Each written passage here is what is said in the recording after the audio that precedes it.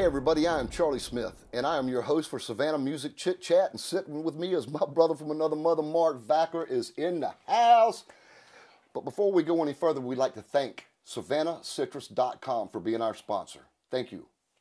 Tom Cooler started Savannah Citrus during the pandemic shutdown of 2020 by planting hundreds of citrus trees at his home near the banks of the Little Ogeechee River. At SavannahCitrus.com, you can track his progress by watching weekly videos, purchase Savannah Citrus merch, and see what this year's harvest has to offer. Check it out today at SavannahCitrus.com. Remember, keep it fresh and keep it local.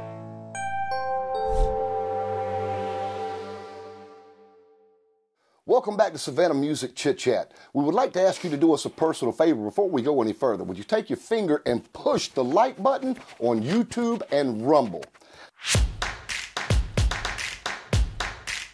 Now we're getting to the show. Mark Vaquer is in the house, my brother. Nothing but love. How are you?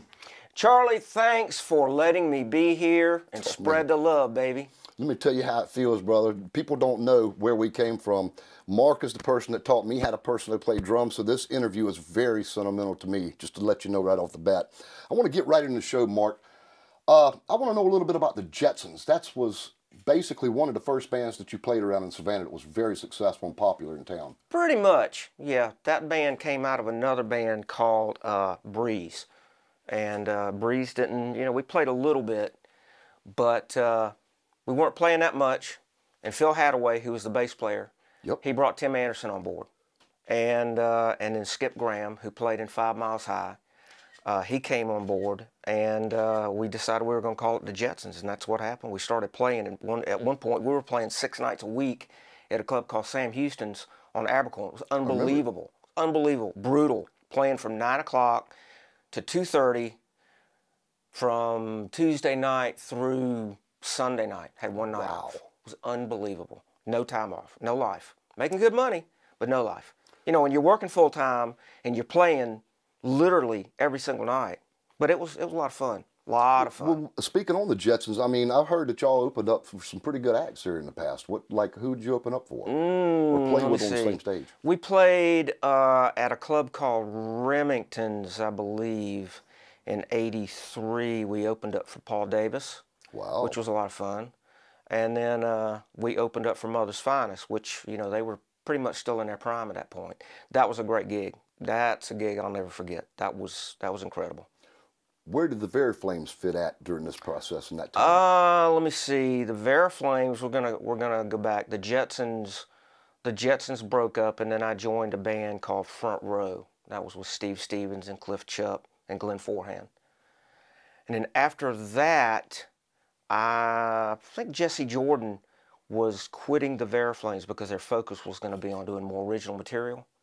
And so I wanted to get in the group, so I started learning the material, and we went and had an audition, and I was the guy. And we were doing pretty much 80% originals, 20% covers, still kind of a party band. It was me, Skip Hindley, Thad Strickland, and Robert Carter.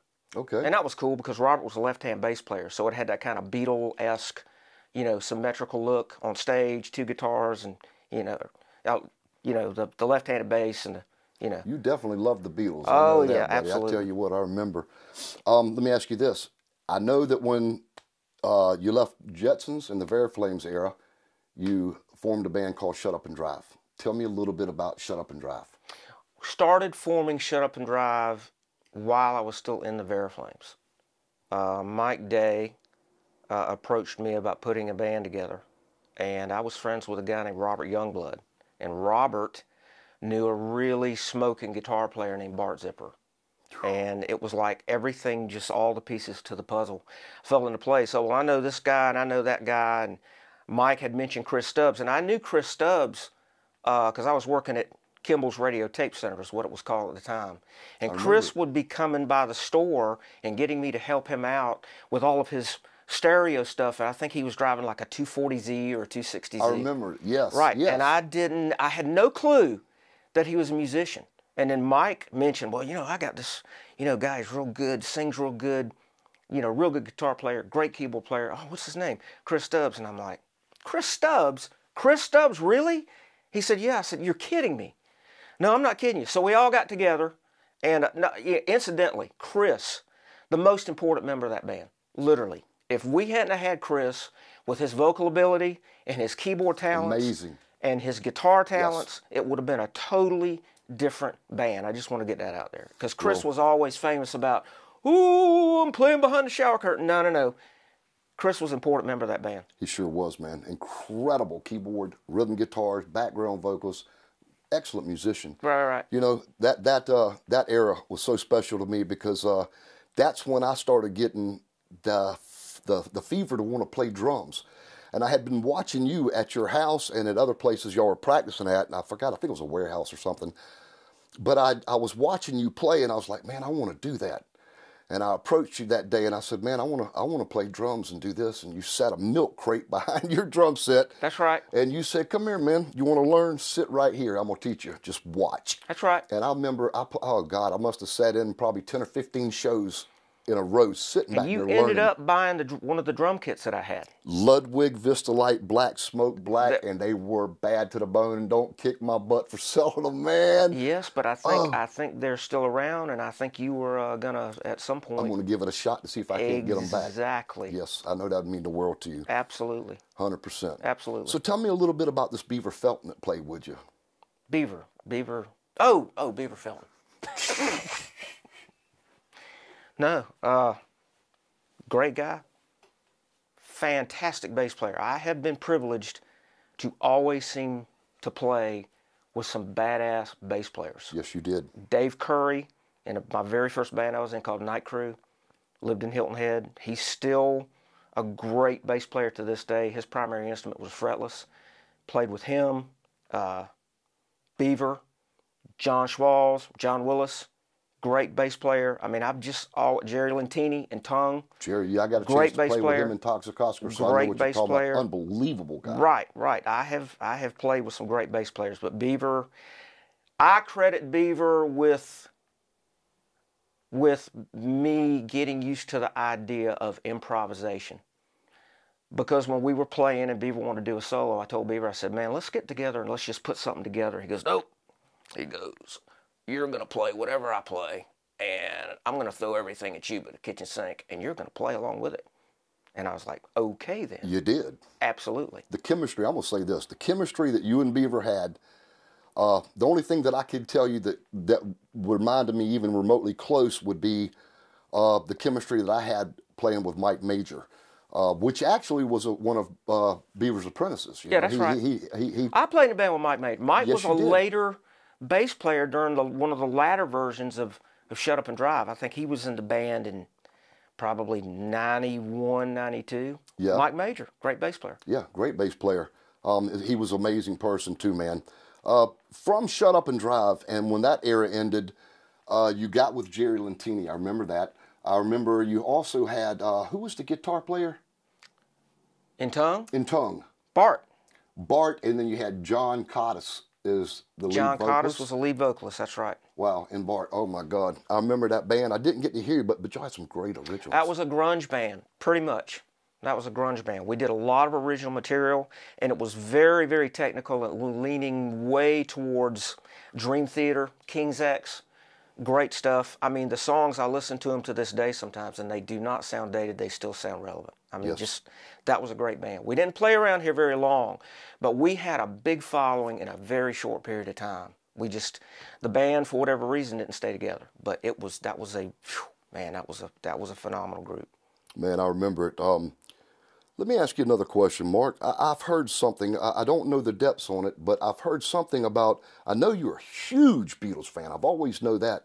But I had no earthly idea that you were in a lot of books across the world for memorabilia, Beatles memorabilia. Beatles records primarily. I'm listed in almost all of the Beatles price guides as a contributor. I've been collecting. I started collecting Beatles records probably right before Lennon was assassinated. And, you know, I mean, that's what got me started playing the drums.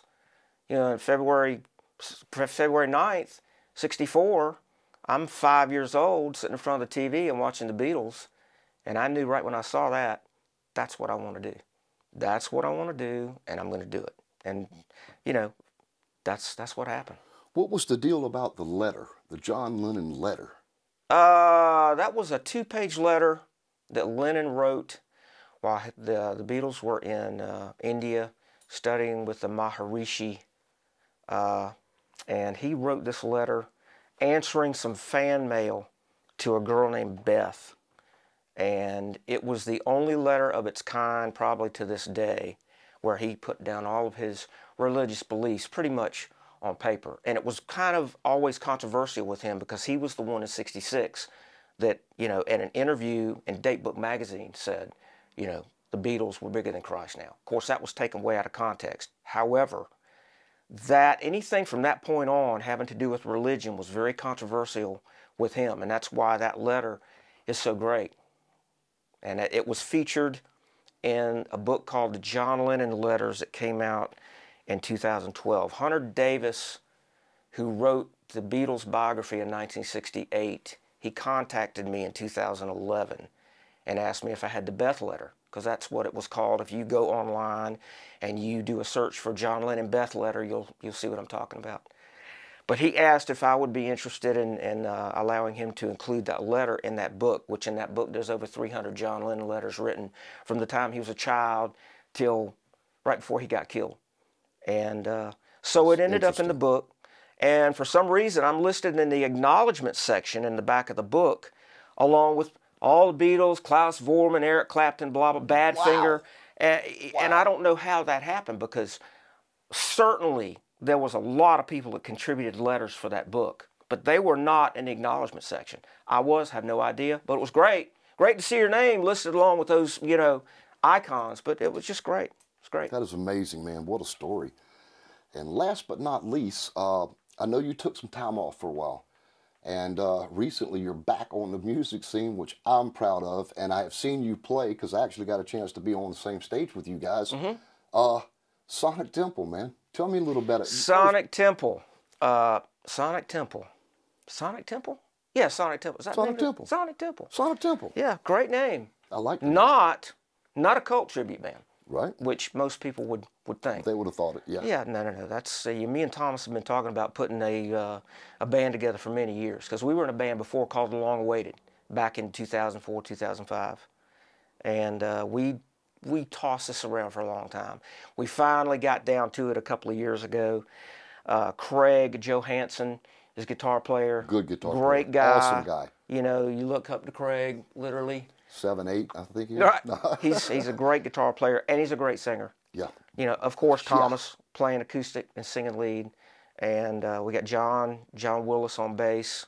I mean, great bass player. Their harmonies are on time, man. Oh, man. I mean, their harmonies are on time. I keep my mouth shut. I don't sing anymore.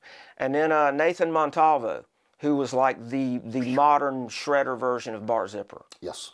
And I mean, we don't play that much, but the band is just, oh my God, it's hard hitting. I love it. I love it.